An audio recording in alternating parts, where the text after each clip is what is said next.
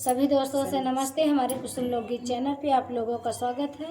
आइए हम तीनों सहेली बहुत प्यारा सा भोलेनाथ के भजन सुनाने चल रही हूँ। भजन अच्छी लगे लाइक सब्सक्राइब करिए, कमेंट करिए।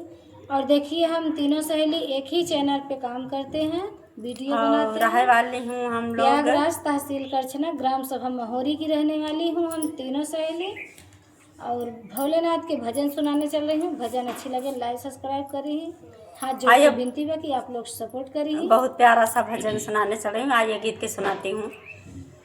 रतिया में देखली सपनावा, शिव गुरु आवले अंगनवा। रतिया में देखली सपनावा, शिव गुरु आवले अंगनवा। यावले अंगनवा हो, यावले अंगनवा। रतिया में देखली सपनावा, शिव गुरु आवले अंगनवा। खटिया के नीचे बैठा चोरवा, खटिया के नीचे बैठा चोरवा।